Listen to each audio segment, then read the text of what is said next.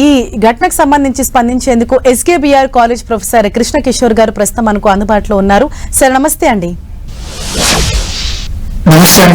Sir, నిన్న జరిగిన incident మీరు చూసే ఉంటారు. అంటే చాలా పెద్ద ఎత్తున దాని ప్రభావం అన్నది ఉంది, మనం చూసుకోవాలి. అయితే కంపేర్ చేస్తున్న నిన్నటితో ఇవాళ కొంత తగ్గినప్పటికీ తీవ్రత జనరల్ గా ఇలాంటి గ్యాస్ లీకేజ్ కారణంగా చెలరేగిన మంటలను ఆపడానికి ఎంత టైం పట్టే అవకాశం ఉంది సార్? ఏ విధంగా ఆపుతారు? కోనసీమలో 1993 సంవత్సరం నుండి నిన్నటి వరకు 6 బ్లోఅవుట్లు సంభవించాయి. అందులో 1995 జనవరి 8 బోడస్కూర్ దగ్గర దేవర్లంక్ అనే ప్రాంతంలో అతి పెద్ద బ్లోఅవుట్ సంభవించింది. తర్వాత నిన్న మలికపురం దగ్గర ఇరుసుమండ్ అనే ప్రాంతంలో అతి పెద్ద బ్లోఅవుట్ రెండవది సంభవించింది. అయితే బోడస్కూర్ ప్రాంతంలో ఈ బ్లోఅవుట్ ని నీల్ ఆడమ్స్ అనే అమెరికన్ ఎక్స్పర్ట్స్ వచ్చి దాన్ని క్లోజ్ చేయడానికి 3 months టైం పట్టిందండి. అదే రేంజ్ లో ఇప్పుడు ఇరుసుమండ్లో కూడా ఆ బ్లోఅవుట్ ఉంది, కానీ అక్కడ ఎంత క్యూబిక్ మీటర్ల గ్యాస్ అనేది ఉందో ఎవరికి అంచనా లేదు.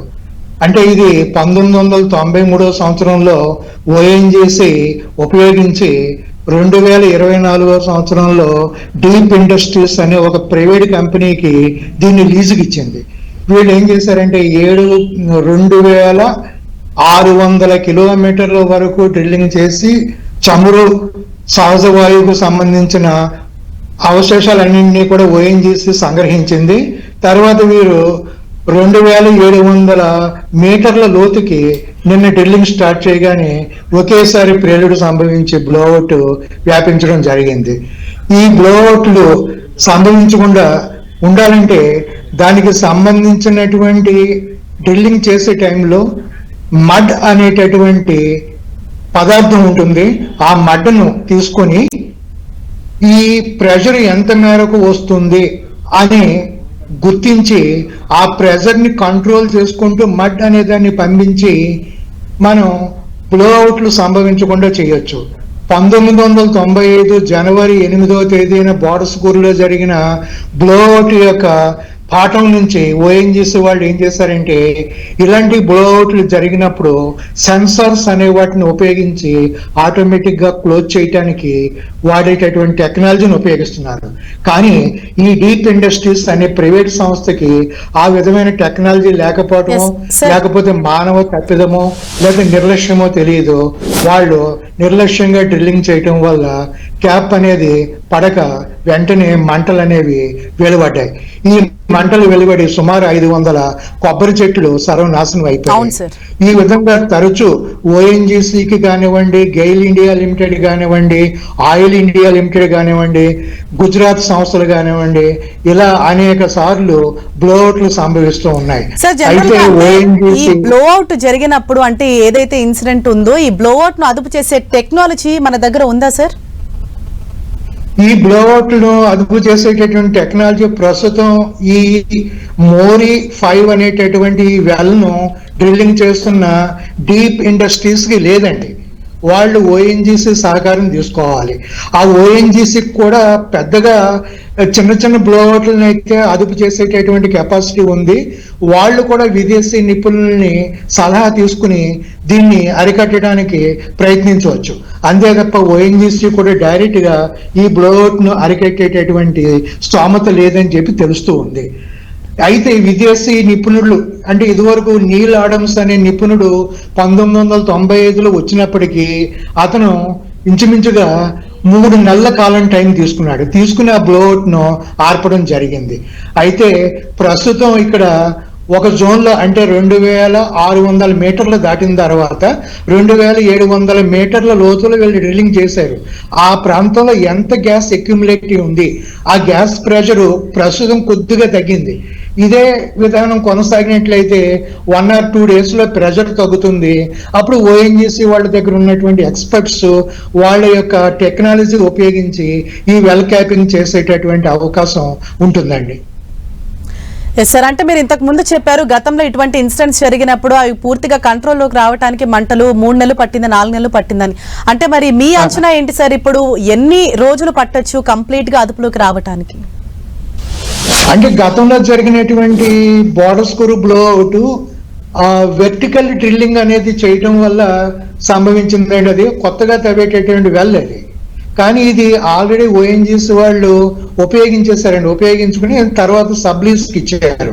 ఇటువంటి ఇన్సిడెంట్ 2020 ఫిబ్రవరిలో ఉప్పూడి అనేటటువంటి ప్రాంతం కోనసీమలో కాట్రేనకోన అనే ప్రాంతంలో ఉప్పూడి అనే ప్రాంతంలో 2020 ఫిబ్రవరిలో సేమ్ ఇదే సిచ్యువేషన్ జరిగిందండి. అక్కడ కూడా ఓఎన్జీసీ అనేది ఇంకో సంస్థకి దాన్ని లీజుకి ఇచ్చింది. వాళ్ళు కూడా ఇలా డ్రిల్లింగ్ చేసేటప్పుడు బ్లోఅవుట్ అనేది సంభవించింది. అది 2 days లో కంట్రోల్ చేశారు. అదే విధంగా ఇక్కడ కూడా ఉంది కాబట్టి ఇది 1 or 2 days లో కంట్రోల్ అయిపోతుందని చెప్పి నేను కూడా ఊహిస్తున్నానండి. సరే అండి, అలాగే ఆ వెల్ ని కంప్లీట్ గా క్లోజ్ చేసే పాసిబిలిటీ ఉందంటారా? ఉందండి. అంటే కొద్దిగా లేట్ అయినా 1 or 2 days లేట్ అయినా వెల్ని పూర్తిగా క్లోజ్ చేసి తర్వాత మళ్ళీ జాగ్రత్తలు తీసుకుని దాన్ని పునరుద్ధరించడానికి అవకాశాలు కూడా ఉన్నాయండి.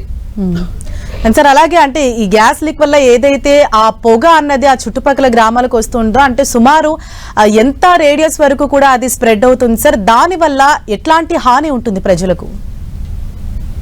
అంటే ఈ సహజ వాయువుకు సంబంధించిన వాయువులో మీథేన్ CH4 అనే వాయువు ఎక్కువగా ఉంటుందండి. తర్వాత కార్బన్ డైఆక్సైడ్, కుళ్ళిన కోడిగుడ్ల వాసనతో హైడ్రోజన్ సల్ఫైడ్, కార్బన్ మోనాక్సైడ్ ఇలాంటి వాయువులు కూడా వస్తాయండి. ఈ వాయువులు వచ్చినప్పుడు ఎయిర్ క్వాలిటీ, గాలి యొక్క నాణ్యత పూర్తిగా తగ్గిపోతుందండి. ఇది ఇంచుమించుగా ఒక 6 kilometer రేడియస్ లో గాలి యొక్క నాణ్యత పూర్తిగా తగ్గిపోతుంది. ప్రస్తుత పరిస్థితి అలాగే ఉందండి. ఎందుకంటే ఇక్కడ మంచు పట్టి వాతావరణం కూడా మబ్బుగా ఉంది. ఈ టైంలో ఆకాశంలోకి వెళ్ళవలసినటువంటి ఈ సహజ వాయువు ఈ భూమి వైపే స్ప్రెడ్ అవుతూ ఉంది. దానివల్ల కొబ్బరి చెట్లు 500 కొబ్బరి చెట్లు ధ్వంసం అయిపోయాయి, పూర్తిగా మాడిపోయాయి. అదేవిధంగా ఈ చుట్టుపక్కల ఉన్నటువంటి ఆక్వా చెరువులు అనేవి ఉన్నాయి. ఈ ఆక్వా చెరువులు కూడా చేపలు, రొయ్యలు చెరువులు ఇవి ధ్వంసం అయిపోయాయి.